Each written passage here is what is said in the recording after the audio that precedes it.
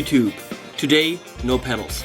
We're gonna see some, but you're not hearing them. So, what are we doing today? I thought it's time, for my own sake, just to have fun, to show you the studio. So you're gonna get the behind-the-scenes tour of 42 Studios, which means my house. My own house is the studio. This isn't the traditional studio with I have a big desk and loads and loads and loads of stuff that costs lots of money. This is the let's produce the best possible product with high quality gear, but not a lot of it. Like most studios are nowadays. Most of what you hear nowadays is some guy like me sitting in his house. My house just is made for it. So everything here is soundproofed.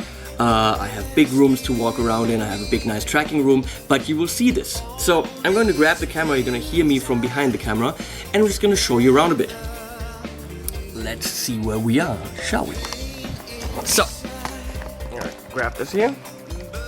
What we have here is my workstation. Very simple. We have a PC in the rack with a Fireface 800, a nice PreSonus 8-channel mic pre, a Universal Audio 710D mic pre, which is what you're always hearing on the pedal videos, and the main one for the really good stuff is the Universal Audio 6176, which is going into Universal Audio 2192 AD converter for the best possible signal. So here, as you can see, the pedals are kind of spilling around the corner. I'm gonna have to find some way to, display them nicely.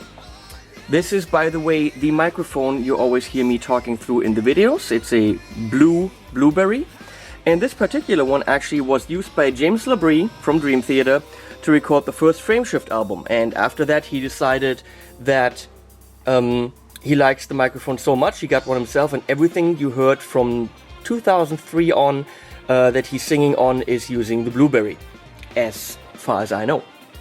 So speakers, big ones, little ones, and really crappy ones, which you really want for that crappy sound to check your mixes on. I'm using Cubase 7 from Steinberg, two 27-inch screens. Digital mixing consoles for monitoring stuff like this, but they're not really part of the process. Loads of stuff in racks, which looks really nice. Loads of line 6 stuff. Looks like it's a line 6, ad here, but it's not. That stuff really isn't on anymore. So we got some big keyboard to play stuff on. Got some guitars, Blue Saraceno Signature, 7-string Ibanez, Joe Satriani, Steve Vai, Frank and Barley, Sandberg bass, Fame bass. We got a Giga painting, which is very important. You have to have your Giga painting. Here on loan from Kuno Wagner, a 10-string war guitar, very nice. This is where we would go outside. This is actually where the smoking people will go and smoke. That's why I did this. It looks like crap right now. We're gonna update this tomorrow, put a nice chair and stuff here, so you can sit here, smoke, talk, maybe grill. It's the garden. So in general, a very nice, relaxed place to hang out. Of course, this is... Oh, what is happening here? This is the hangout area. But... Hey, stop flickering. Oh, there's more guitars over here. Oh, the amps. We forgot the amps. This is where the amps are. Okay? You got Soldano, Dietzel, La Boga, Ignade, lots of Blackheart, Engel, Fame, which is actually also La Boga, and a Fender and a PV. So, what's the deal with those? They can all be connected to the speakers. Where are the speakers? You see the speakers anywhere? No. Because that's the cool thing. See back here? So I go and say Blackstar, line 6. What do we have here? 8 ohm. That's the Engel. We've got the Vintage 30 with 8 ohm. So I can take the Vintage 30 if I wanted to into my 8 ohm. And that's it. Now the Blackheart Killer Ant is going to my Vintage 30. Then I go over here and say, where is it? Here, Vintage 30. Number 4 is blue. Vintage 30. That's it. That's all I had to do. Now it ends up right there in this channel, number 4. So all I have to do here to mic any of these with any of 7 possible speaker combinations is pick the right cable, plug it in, patch it, done. Takes less than 20 seconds. Very nice. So you got a PV guitar here, Music Man Steve Morse. Very rustic looking wall, by the way, really cool. Up here, by the way, is where the vocalist would be. And because of the amazing glare on this window, you don't even have to see the fucker. Awesome, huh? So on this wall, we have a Dean, a Starfield, a Fender, and 1, 2, 3, 4, 5 PRS guitars, which you see in the videos a lot. And 2 basses from Magnus. Handmade boutique German basses. Very nice stuff. So going up here, we're gonna go in the kitchen. This is the kitchen area. You have a fridge, you know, with fridge type things. And kitchen, most importantly, coffee maker and coffee maker with loads of coffee. Very important. The vocalist goes in the red room. Danger vocalist, where red guitars and red basses hang on a red wall with red shelves and red books.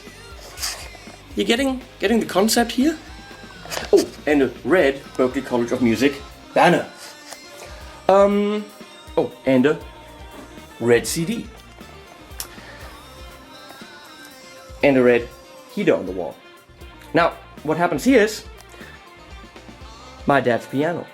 That's not what happens here. Here we sing into the Blue Bottle, which is one of the nicest mics you can get on the market to sing through. It doesn't really get an awful lot better than this. Now, imagine I'm standing here, and now the guy down there, which is usually me, is trying to communicate with the vocalist. And so he's like, well, when the chorus starts, do this. So where does the freaking chorus start? I don't know. And you look over there, and what the vocalist can see right here, or the guitar player, if I track acoustic guitar, is he can follow along what I do on the screen because it is doubled. So everything that I see, they see. They see when I'm editing, so they know not to sing. I don't get questions, you know, can we go? What's going on? Nothing. The communication is flawless. Yeah, that's what's going on here. It's getting darker when there's no one left inside. Is this the end of hope? Is this the end of love?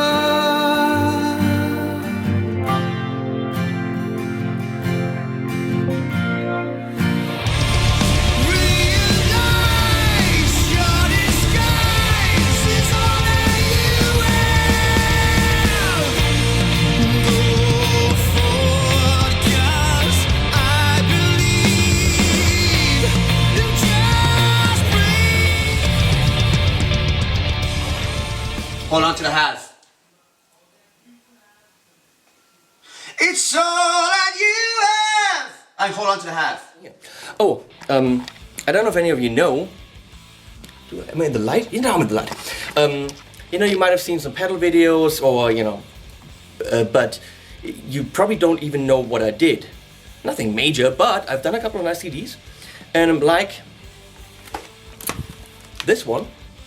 Chain EXE, which has Michael Sadler from Saga on it, very, very amazing vocalist. It's got Mike Keneally, who played with Frank Zappa and Steve Vai, one of the most gifted musicians on the planet, is on this thing, and a whole bunch of other people. What else have I done? Let me see. Oh man, I gave it away. We have this thing. In the light. Unweaving the Rainbow. Frameshift album, my project Frameshift, with James LeBrie on vocals. Very nice album. And we have a whole bunch more here. We have 13 Days, which is one of mine.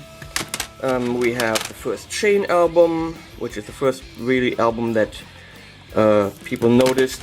We have Baby Steps, which also has James LeBrie on it, and Jody Ashworth and Matt Cash and a whole bunch of people.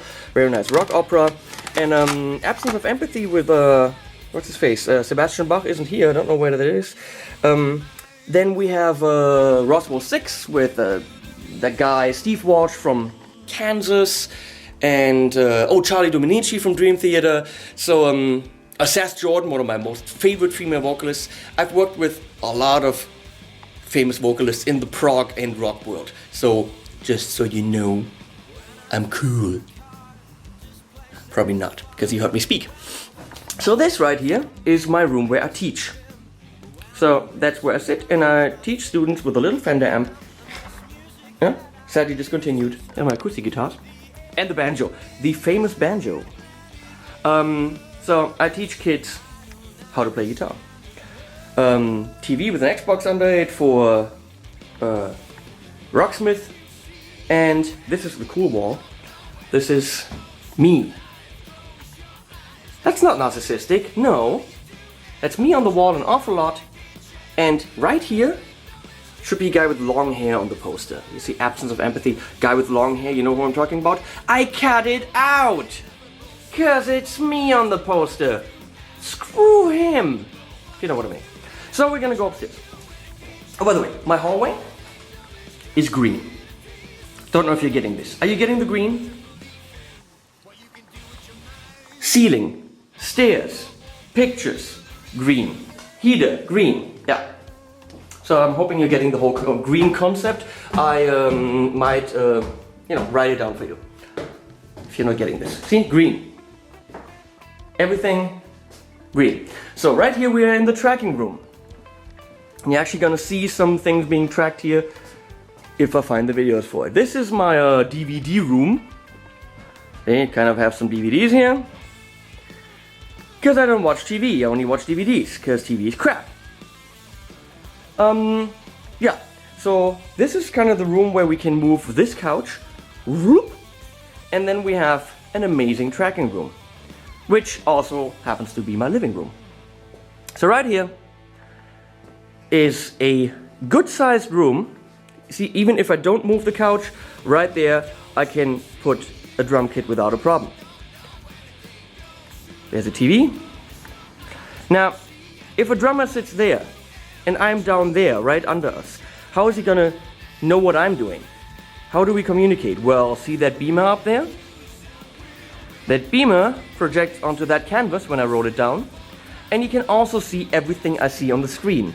Neato, isn't it? This is Sir Didymus. He protects the drummer. So, just so you get an idea of the size, that's me. Look at me. Look at me. I'm like this big. Woo, woo. I'm squishing you. I'm squishing. Okay. This is how high the room is. 6 meters in the middle. So the room has great acoustic properties. It's all been treated with the same material that the studio has called Trollstect. Whoa, flicky, flicky, flicky. So this is my tracking room. You're gonna ask, but how do you get the signal downstairs? I mean, you were to ask if you cared. By the way, this is a studio where you sit and record and you have a nice view. You don't just look at a stupid wall. You actually have a very, very nice feeling open studio. So what happens is I go back here. We open this box and there's the multi-core, 20 meters of it. We pull it down and it goes down in the corner right there into the studio. Video signals come on HDMI cables.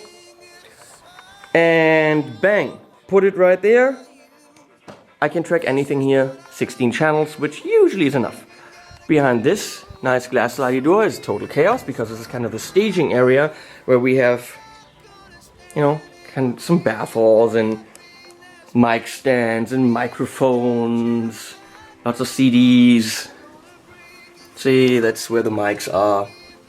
So that's what we do here. This is where I sleep. So also another screen right here, which I can position anywhere in this room in case someone wants to see exactly what I do. Or for a camera feedback, if I have someone downstairs playing, they can actually communicate with each other visually.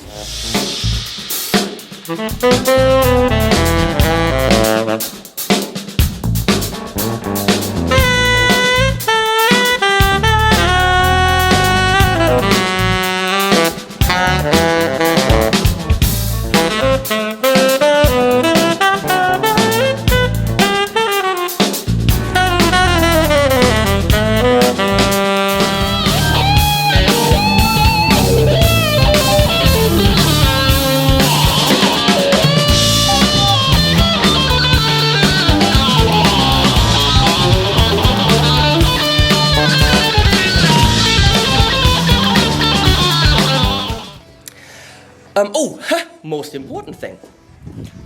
Because I talked about the, remember I talked about the speakers, which you can't see?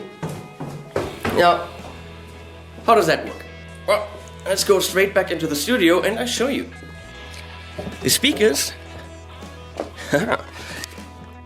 right there. This is where the cables go. It actually was a lot of work. Cables go behind this pole, through the pole, down there. So you see nothing here. Do you see any cables? Yeah, I don't. That's the way I wanted it. So I'm gonna show you going through a lot of dirty rooms. Green, green, green, green, green, green, green, green, green, green, green. This is where you come in. And don't look, it's dirty here, it's dirty. Woo! So this is the cellar. And look at this. See this huge box? Cool, huh? And see this box? And you see this gigantic box? Now this is... let me see what you can see. Okay. Down a bit. So, those are the ISO boxes.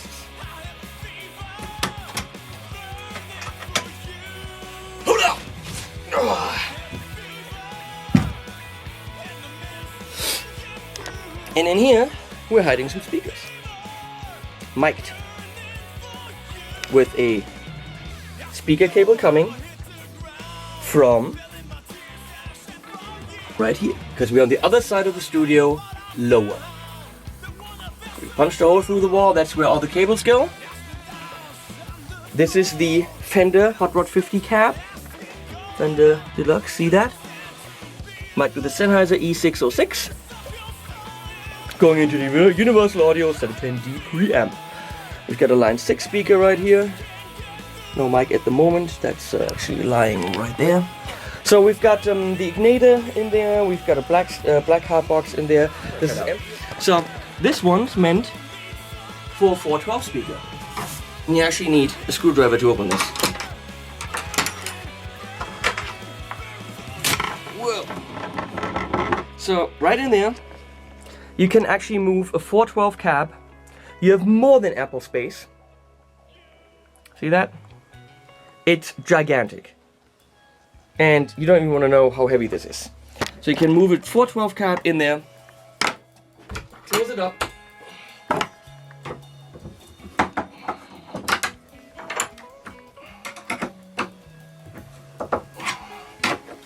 So. And I can record guitar day in, day out, in the middle of the night with a 412 and a cranked up amp. And the walls I share with my neighbors don't really matter. Now that's cool. Okay, well that was the tour. Let me see if I can actually do this here. Woo! Here we go. Now that was the tour. Hope you enjoyed this. I'm going to try to find some clips of stuff I've done here, and you kind of see the work in progress. One thing about if you hire me as your producer is a producer doesn't just push a button. If you come here, you hire me on a daily basis for 8 hours. I push the button, I record, I set up, everything good. I've done this with like a live playing band, which is where I can't really interfere. But if you come and you want to be produced, I'm going to look at everything you do. I'm going to learn the song so that I know what the bass is doing, the guitar is doing, so that it can help you. So that I can take the guitar and say, well, try this voicing. It's, you know, maybe it suits you better. Try using this attack with your right hand. Try alternate picking instead of this kind of picking. Try hybrid picking because it works better for the part. And I try to get the most out of you and your music. We're going to look at the lyrics. I'm going to slave you behind the microphone when I work for you as a producer. It's work. It's not let's go in the studio and have a good time and drink some beers. That doesn't happen here. Here you work and the results speak for themselves. I hope everyone that I've worked with is happy. During the sessions they bitch and bitch and bitch and bitch and moan, and after the session they go, yeah, but it sounds good. I'm like, oh really? No shit. So, I don't know. I'm probably not the nicest person in the world, but I get the job done.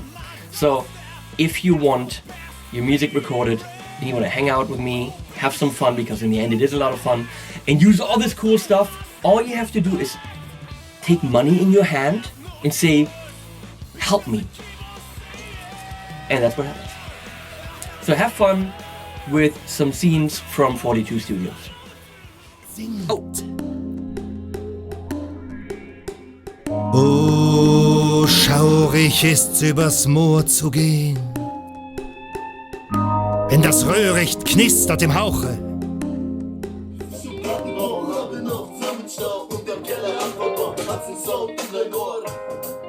Ich sing mit meinen Brüdern im Chor. 7a, B, Ledersitz für weiße Schnee und zum Society auf das Leben. Realize your disguise is all that you have. I love that sound. How I love the way you need me. How I love the way you love me. How I love the way.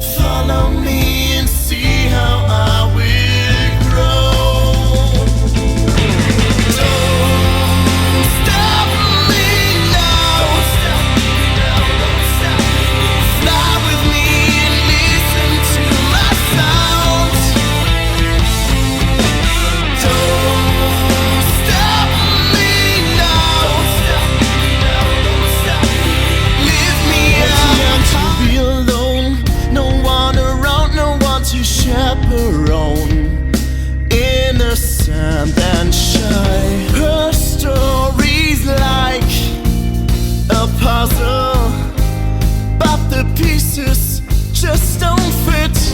Will she be found? Will she be saved before she's running away? No one can see her now. Running away, no one's reaching out. She's a family of one.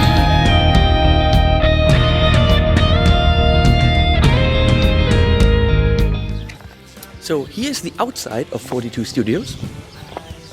And it's a normal German street. Actually right here, I'm gonna turn around. Right here behind me, that's the house I grew up in. Right there is where I grew up. And I bought a house on the other side of the street. And I made it turquoise and purple.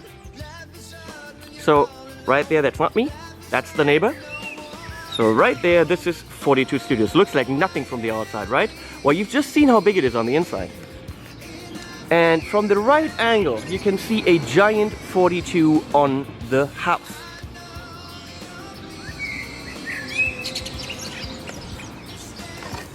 I think it's cool.